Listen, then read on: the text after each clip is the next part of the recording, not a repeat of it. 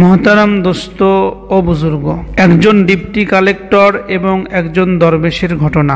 একজন deputy collector এক দরবেশকে এসে বলেছিল, দরবেশ সাহেব, আপনি আমাকে আল্লাহ পাওয়ার জন্য সবথেকে সরল এবং সবথেকে সহজ রাস্তা দেখিয়ে দিন, আমি আল্লাহকে পেতে চাই। দরবেশ সাহেব এই ডিপটি কালেক্টরের এই কথা শোনার পর ডিপটি কালেক্টরকে অন্য লাইনের মধ্যে লাগিয়ে দিয়েছিল। তাকে আসল উদ্দেশ্য থেকে দূরে এনে তাকে এমন কিছু কথার মধ্যে লাগিয়ে দিয়েছে যার কারণে ডিপটি কালেক্টর যে প্রশ্নটি করেছিল সেটা ভুলে গিয়েছিল। দরবেশ সাহেব তাকে জিজ্ঞাসা করলো, আচ্ছা কালেক্টর সাহেব, আপনি ভালো আছেন তো?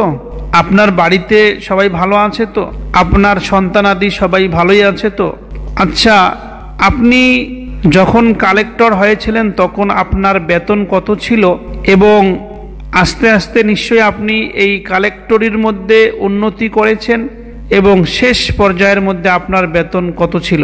আপনার অফিসের হাল হাকিকাত কেমন আছে এবং আপনি যে কেসগুলো নিয়ে লড়াই করেন সেই কেসগুলোর খবর কি?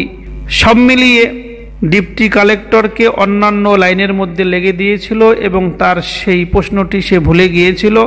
দরবেশের এমন কথা শুনে ডিপটি কালেক্টর তার সমস্ত কিছু জীবনের যাহা কিছু সে করেছিল সব কিছুই সেই দরবেশকে বলে দিয়েছে এবং দিল খুলে দিয়েছে। ডিপটি কালেক্টর বলেছিল, শুরুতে যখন আমি চাকরিটি পাই তখন আমার বেতন খুবই কম ছিল।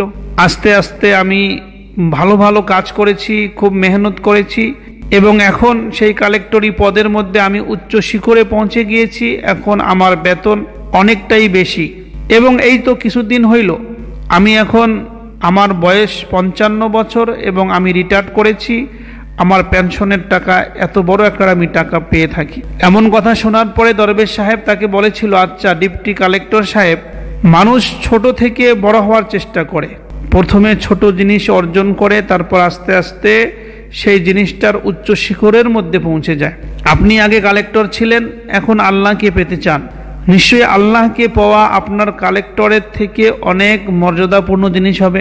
এই কথা শুনে ডিপটি কালেক্টর বলেছিল, অবশ্যই আল্লাহকে পাওয়ার থেকে বেশি মর্যাদাপূর্ণ, বেশি সম্মানীয় আর বেশি দামি জিনিস আর কি হইতে পারে? অবশ্যই আমার কালেক্টরির থেকে আল্লাহকে পাওয়া অনেক বেশি মর্যাদাপূর্ণ কাজ।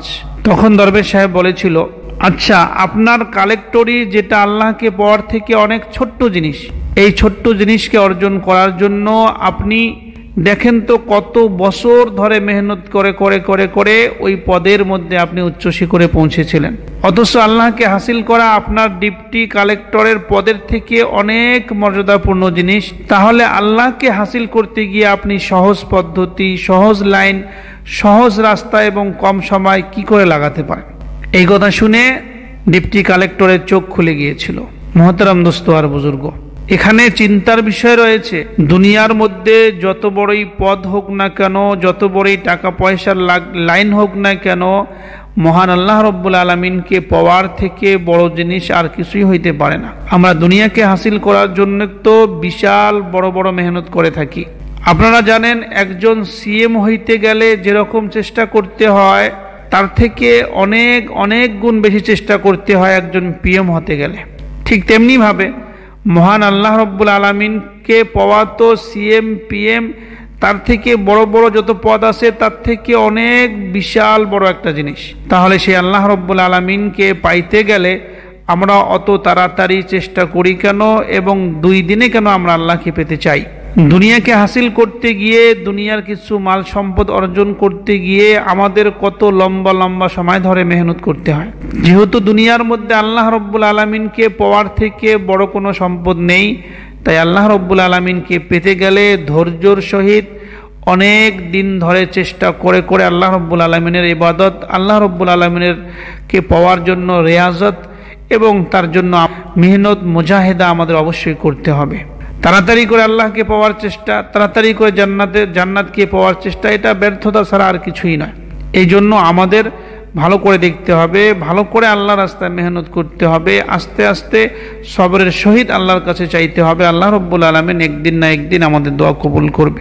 প্রিয় দর্শক, এইভাবে বুঝে বুঝে আমাদের কাজ করতে হবে। আল্লাহ রব্বুল আলামিন আমাদেরকে কাজ করার তৌফিক দান করুক। আসসালামু আলাইকুম ওয়া রাহমাতুল্লাহি ওয়া বারাকাতুহু।